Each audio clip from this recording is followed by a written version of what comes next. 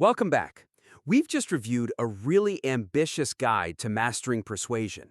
It's a full, multi-chapter overview on everything from psychological concepts and credibility to emotional intelligence and leadership. It's very well structured, and the potential is huge. It's an expert level piece, but we see a few opportunities to really elevate the impact for a listener. Let's jump right in. Absolutely. The first thing we noticed really has to do with the listening experience itself and how it impacts the authority of the content. The persistent and repetitive framing of the material as a transactional promotion significantly undermines the intellectual authority and flow of the high-level concepts discussed. This is so critical for audio. Flow is everything. And, well, the weakness here is that the narrative momentum keeps getting broken by these calls to action that aren't part of the core content. Exactly. Like, in Chapter 1, you remind the listener twice to go download the free bundle. Right. And that's on top of the boilerplate transitions like, as we conclude this chapter, or in our next chapter. And what that does is it pulls the listener out of the moment. One second, they're trying to wrap their head around a complex idea, and the next, they're thinking about a download link. It's a mental switch. It is. It shifts them from being a learner to being a consumer.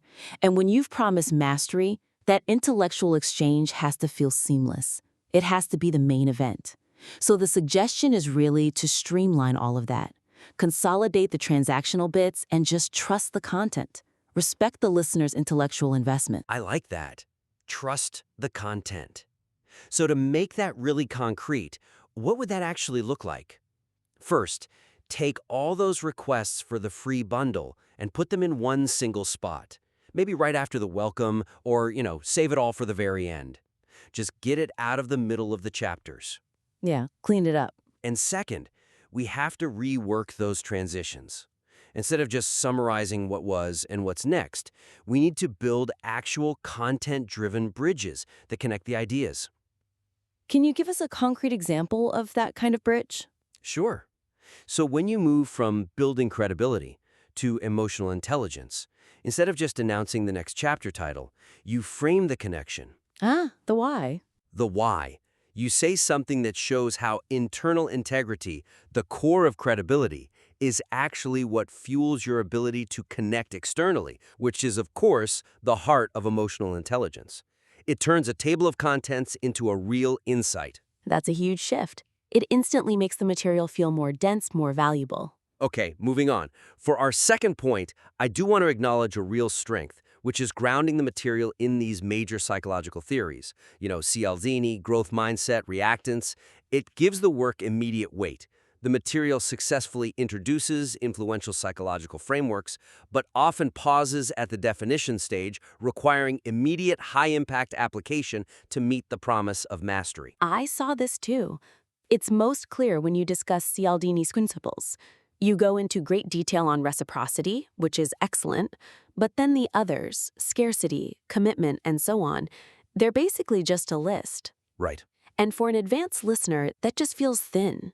It's like you're giving them homework instead of giving them a tool they can use right now. It feels theoretical, not actionable. So we're aiming for deployment, not just definition. Exactly. So the suggestion is, for every single one of these foundational concepts, you have to immediately integrate at least one high-stakes, novel example of how to use it. That's how you move from here's what it is to here's how you deploy it. Okay, I like that. High-stakes application. So let's take those other Cialdini principles that were just listed. We need to add a sharp, modern example for at least 2 or 3 of them. For instance, when you introduce scarcity, we have to get beyond the tired old example of, only 3 left in stock. Please. Yes. Instead, frame it ethically around access to valuable, time-sensitive information. Maybe it's a one-time strategic briefing for senior leaders or a training session with limited seats. That raises the bar. That's a fantastic distinction. It shifts it from a cheap sales tactic to a legitimate strategic tool. But let me ask you this. Is there a risk there of overwhelming someone if you jump straight into these really complex scenarios for every single principle? That's a fair question, but our audience here is aiming for mastery. We keep it usable by making the examples incredibly concise. So when you introduce something like cognitive biases, confirmation bias, for example, Okay. don't just define it. Give a quick scenario of how a master persuader actively neutralizes it. You don't just know the bias exists, you structure a meeting agenda to present counter evidence before you present the data that confirms what everyone already believes. It's about operationalizing the psychology. I see. So you're not just explaining the problem, you're immediately showing the strategic fix. Exactly. That's the leap from competence to mastery. All right, which brings us to our third and final point. This is about the advanced chapters, the really ambitious parts on critical thinking and leadership influence. This is supposed to be the pinnacle. While the advanced chapters correctly identify high-level goals, like constructing logical arguments or inspiring action, the suggested development exercises remain too generic to facilitate the transition from competence to true mastery. This is the core issue. The promise is mastery, but the practice exercises feel foundational. The weakness is that when you suggest things like analyze arguments in the media or engage in scenario-based challenges, that's practice for someone who's still learning the basics. It's entry level. It is. A master needs guidance on navigating complexity, ambiguity, ethical gray areas, not just refining a basic skill. That's the real distinction, isn't it?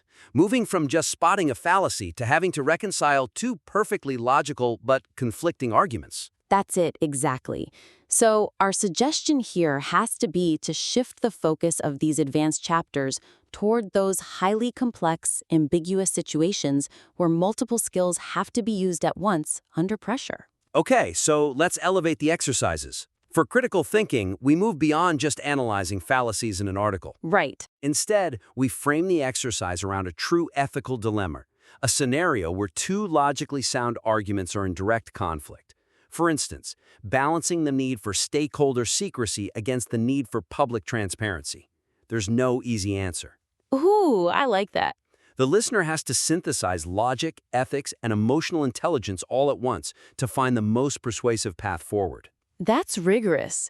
It moves the whole thing from identifying what's wrong to deciding which of two rights is the necessary choice. We need that same level of rigor for the leadership chapter too. So for leadership, influence, you have to elevate the scenario from, general team guidance to managing a full-on systemic transformation. Okay. Specifically, focus the exercise on how to communicate a new vision that you know is going to trigger reactance among senior people. And reactance is that psychological pushback you get when you feel like your autonomy is threatened. Precisely. You are intentionally creating a threat to the status quo. The exercise forces the listener to use everything they've learned to manage that massive, predictable resistance. That's high-stakes leadership. That is the difference. That right there justifies the title of mastery. So, to wrap it all up, there are 3 key takeaways for you. First, streamline that promotional framework. Get the CTAs out of the core content to protect the intellectual authority. Right. Second, for all those foundational psychology concepts, go deeper. Don't just define them. Immediately show them in high-stakes, modern action. Make them tools. Exactly. And finally, elevate your advanced chapters. Move the exercises from basic practice to complex, strategic, and ethically challenging scenarios that force the listener to synthesize all their skills. These changes will absolutely transform this from a very good guide into a true resource for mastery. We're really looking forward to seeing the revision. When you're ready, please submit it back to us for a follow-up.